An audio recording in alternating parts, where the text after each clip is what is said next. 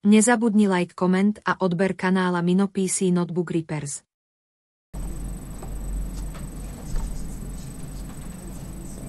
Tak hello chalani a dievčence. Som tu teraz s takým kratším videom. Takým ani som nemyslel, no nechceným sa dá povedať.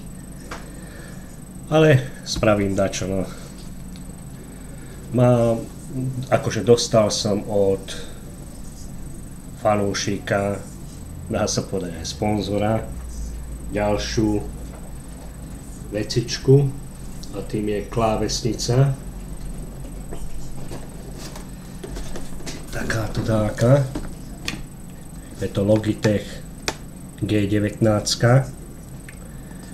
Ona je funkčná, ako mi aj písal, aj som ju odskúšal ja, dá sa s ňou všetko písať, len že podsvietenie odišlo na ňom a tento tu displej, akože hej. Že keď si ju viem spraviť, alebo dá komu dať spraviť, ale ja s klávesnicami nerobím, takže si ju dám pekne do servisu, do Košíc spraviť. Už som komunikoval s nima. Normálne mi pošlu kuriéra, taký servis je tam. Normálne iba klávesnicu dám takto zabalenú ako je, kuriérovi. Potom mi príde potvrdzujúci mail, že ju majú. Oni urobia diagnostiku na ňu a mali by mi ju spraviť, hej.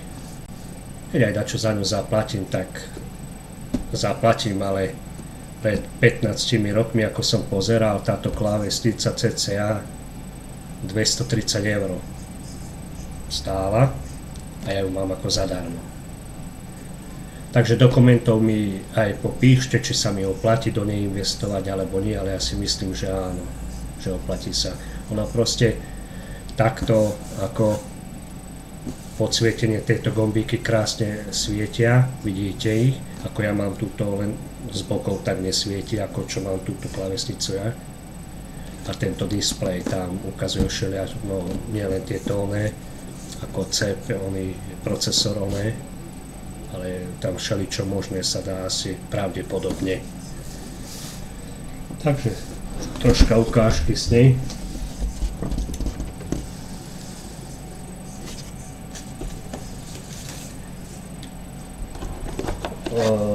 Dotyčný, čo mi ju poslal aj originál adaptér, ale tento je nefunkčný už a on kupoval ako nový, takže tuto je adaptér, takto tu je ako druhý, nie originál, ale som pozeral tie parametre, akože všetko aj molky a hej a tak ďalej, to je všetko rovnaké tomuto originál pôvodnému, hej. Zaostrieme si to kus.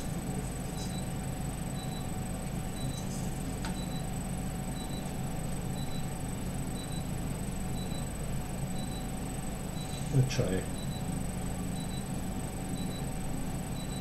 Lebo vyššie si to dám takto. Táto kamera takedy na nervy.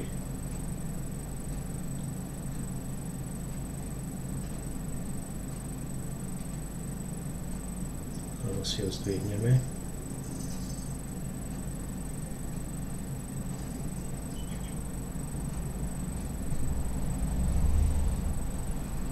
Aha.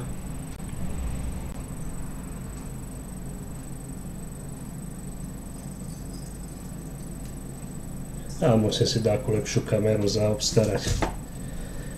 Pravdepodobne tu mikroskop, čo som chcel, no takže takto. Toto si dáme dole. Takto vyzerá. Tu je ako kábel.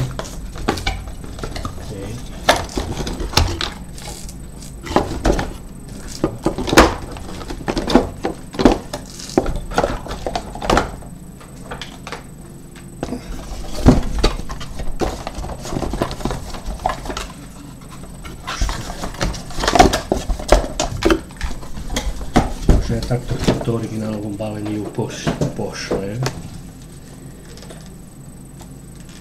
Takže do komentíkov mi kľudne popíšte, ale mne sa páči veľmi táto klávesnica, proste ona je aj väčšia kúsok.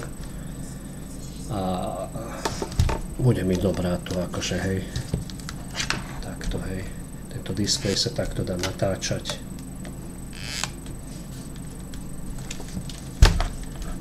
Tu máme dva USB-ky. Tieto nôžky. Vidíte, takto je ona zo spodu. Ja ju ako nebudem, lebo ja s klávesnicami nerobím, hej. Proste viem, že tu má také ako dosky, ako matičná doska, hej. Tam proste ju treba premerať. A je na to servis, takže ja si radšej zaplatím za to.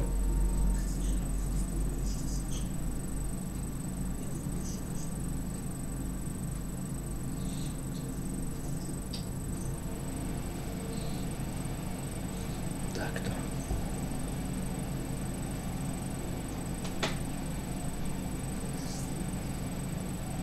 A tu máme to zaostrovanie, aha.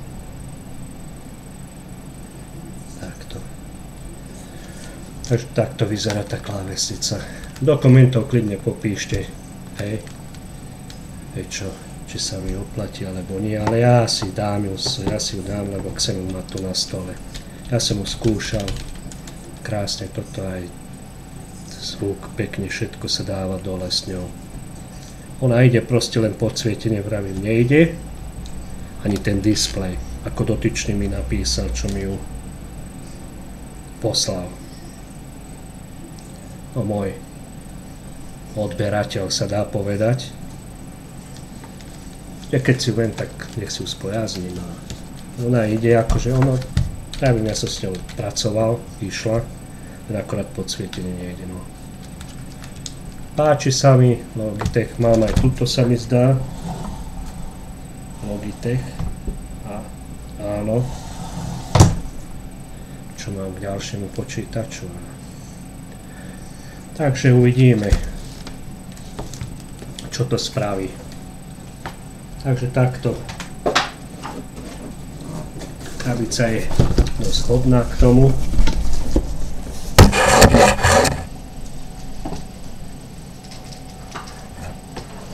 Takže moji bandovia, do komentárov píšte, či by ste do toho išli, investovali alebo nie. Lebo Minko asi ide do toho. Kvôli tomu, že pred 15 rokmi stála, takú cenu mala táto akože klávesnica.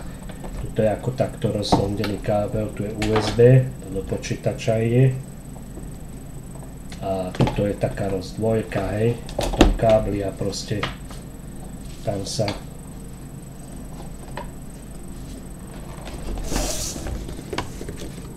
takto ste ma nevideli tam, krabica bola. A tuto sa takto ten adapter dá, to sa dáva do elektriky, hej. Takže uvidíme, ako slepý povedal. Prakticky dúfam, že ju spravia, lebo tam diagnostika je 20 €. A keď ako spravia one závadu, tak sa neplatí nič, iba za opravu a kuriér 10 € naspäť, čo mi príde. Takže uvidíme, no. Lebo keď ju nespravili, že by to je málo kedy, keď sa tak chlastajú ten servis tam, to je vraj málo kedy, ako oprava neurobí sa zamietnú alebo čo, tak ja zbytočne 20 € za to, že oni tam urobili diagnostiku, 20 € plus 10 €, 30 €, že mi príde naspäť tá klávesnica, tak ju môžem vyminúť tam na...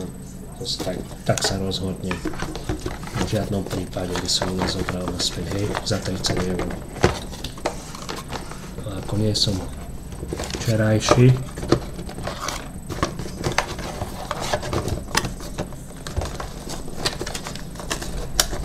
takto. Neviem, či ale tento adapter asi tam už nedám, tam nebudem posielať. čo bol originál, ale nefunkčný. Takto.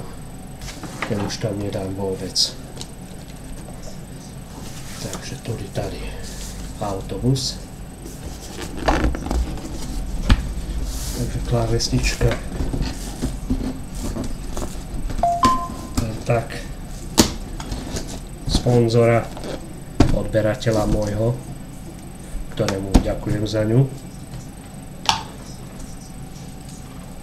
Tak pravdepodobne si ju dám asi opraviť a z tohto videjka, neviem, by bolo hádam aj všetko, ale chcel som za týmto, že za touto klávesnicou by som sa pustil už do toho notebooka, ale nemám čas teraz momentálne na to.